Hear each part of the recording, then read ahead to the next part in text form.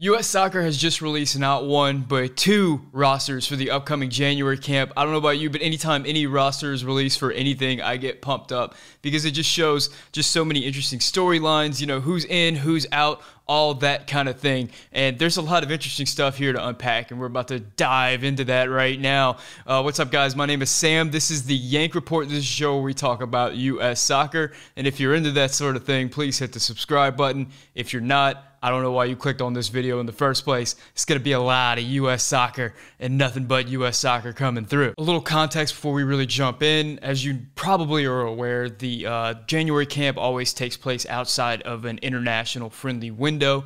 So it's traditionally an MLS-based roster, and I think that we have maybe 100% MLS players participating in this camp. The other thing to keep in mind is that in 2021, we have a ton of fixtures coming up. We're involved in a lot of competitions. We got the Gold Cup, we got World Cup qualifying, we got Olympic qualifying, we've got Nations League. We just got a ton of stuff that we're going to be participating in, so we've got to see a lot of players because we got a lot of rosters to fill.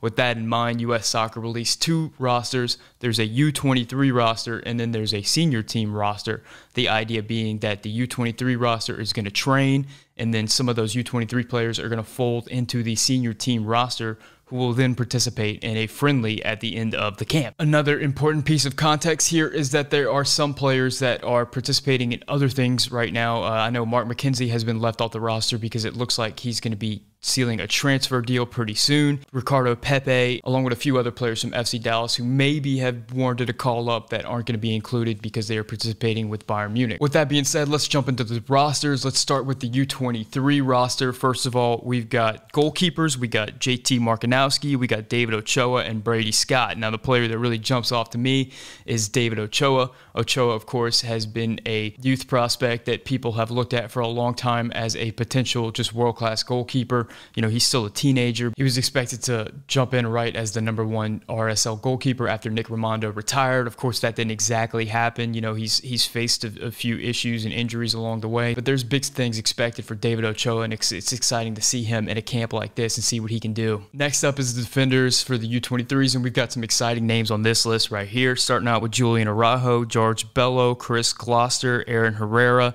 Abubakar Keita, Henry Kessler, Mauricio Pineda, Bryan Reynolds, Miles Robinson, Sam Vines. Of course, I think the name that really jumps off the list is Bryan Reynolds, just because of the saga, the transfer saga that's been going on with him with Bayern Munich. I made a video all about Bryan Reynolds and his transfer and that impact on U.S. soccer. You can check that out. Bryan Reynolds is supposed to be a very attacking right back in the mold of more of a Serginho Dest, so that might be interesting to see if Berhalter decides to use him as the senior team right back in this camp. On the left back side, you got some really interesting names. You got George Bello, who was, you know, that really young signing for Atlanta United. Whenever he came out, everybody was expecting him to just take off and take over the world. His name has been surrounded by a lot of transfer speculation, but he's been hampered by some injuries and some missed seasons, but he's really developed into a really solid MLS left back. But right now, I think Sam Vines is the guy. Sam Vines is a player that came in the last camp and really impressed a lot of people. He sort of locked down that left side, just playing both ways, offensively and defensively. Another interesting name is Chris Gloster. Last time I really saw Gloster was at the U20 World Cup. He was a prospect that a lot of people thought might be our left back of the future, but he's kind of bounced around some youth teams. There's a lot of rumors that he might be moving to MLS. Moving on to the U23 midfielders, we've got some really youthful prospects along with some guys that we've seen before. We got Hassani Dotson, Bryang Kayo, Andres Pereira, Tanner Tessman, Eric Williamson, and Jackson Yueill. Now, the most exciting name on this list for me has to be Bryang Kayo. If you've watched any of his highlight tapes that have been floating around YouTube, you can see that he's a very powerful guy. He's very aggressive in his movements going forward.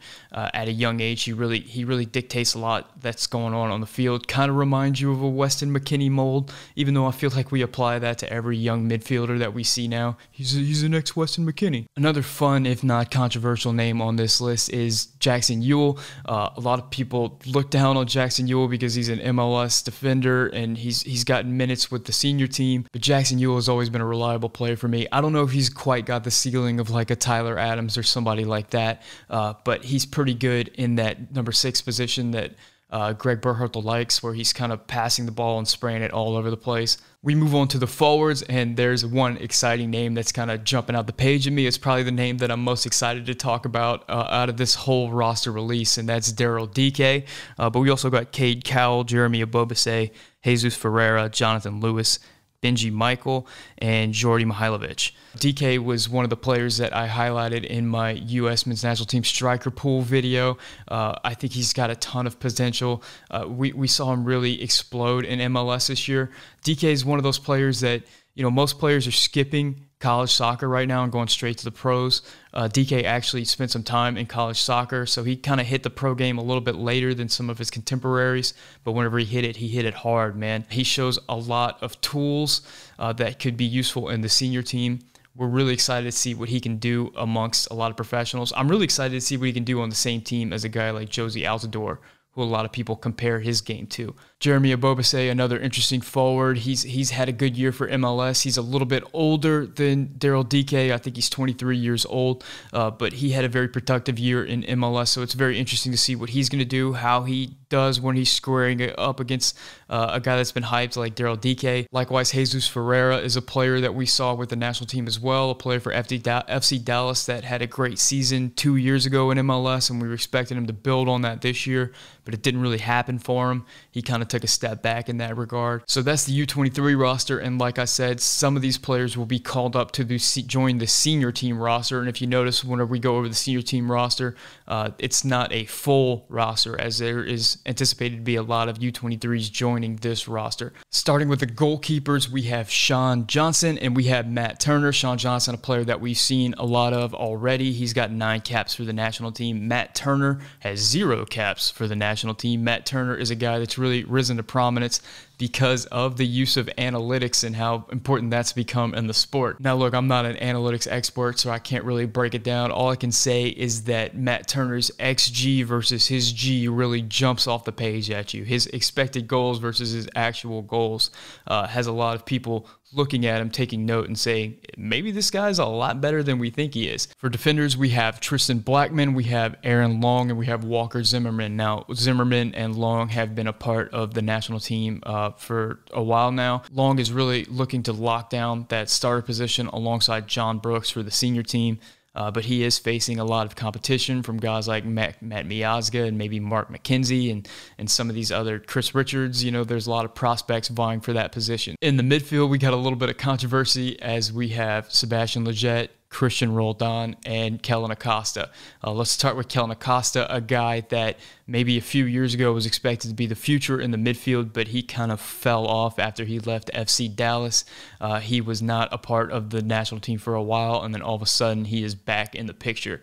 Now, Kellyn Acosta is an interesting player because whenever we were playing in the double pivot, he didn't really fit in that mold. But now that we switched to more of a 4-3-3 and we're playing with this dual 8-10 system with guys like Yunus Musah and Weston McKennie, Kellyn Acosta kind of fits that mold of what those players are doing out there. Not saying he's on the same level, but he kind of fits in that mold. So he's back in the national team now. Sebastian Lletget, every time he's called in, he's a quality player and he just brings quality to the team. And then finally, Cristian Roldan. Roldan has really been kind of scapegoated as an issue of the Berhalter era. He's been one of those guys that's called like Berhalter's guy. I don't think that this is something really to worry about. I think we got a ton of midfielders who are vying for Roldan's position, but I think this is just a roster filler for Greg Berhalter, somebody who he can bring in that has some experience with the national team, understands his system. Now, at the forward position, we have a ton of experience coming in. We got Jozy Altidore, we got Jordan Morris, we got Paul Arriola, we got Chris Mueller. Jozy Altidore, the 3rd highest goal scorer for the U.S. men's national team, the current highest goal scorer for the active players. This is a guy that's been much maligned, has not had a great season in MLS, has had a ton of injury problems. So I think we're really bringing him in as a senior member just to kind of give an example to the team. He's going to be competing with Daryl Dike, and that'll be really exciting to see how those two players, how Dike responds to Altidore in the camp. Paul Arriola, another really reliable player. He is a defensive beast. He's one of those guys that I would say kind of has a low ceiling, high floor, and you kind of just get the same Paul Arriola every time you roll the ball out. Jordan Morris, a really prolific goal scorer and assist getter in MLS. He creates a ton of opportunities. He's probably the best player on this roster. And finally, Chris Mueller. Chris Mueller's a guy that impressed a lot of people at the last camp. Chris Mueller has 2 goals in 1 appearance for the national team, albeit it was against that really weak El Salvador side. But he's a player that a lot of people are excited about, and they're wondering where he fits in that winger pool. So that was everybody included in these 2 rosters. So who was left out of these rosters? I think the biggest snub, the one that everybody's circling right now, is Gyasi Zardes. Of course, Zardes has been one of Berhalter's guys. He's gotten a lot of appearances in the Berhalter era, and as I said in the striker video, is kind of the gatekeeper at that position. It's really interesting that he left him off. We haven't really gotten an explanation from Berhalter as to why. It seems like he deserved a call-up based on his MLS season. But that's really it for me, guys. A lot to unpack there. Always exciting to get a U.S. men's national team roster, and to get 2 in the same day is just kind of crazy. So let me know in the comment section, guys. You've been going off in the comment section. It's been really fun talking soccer with you guys. So tell me, what do you think about the roster? Who are you really excited about? Who are you surprised that was left out? What competitions are you excited to see? But as always, if you enjoyed the video, please leave a like. That helps out a ton. You have no idea. Subscribe to the video so you can see more of this content. My name is Sam, and this is the Yank Report.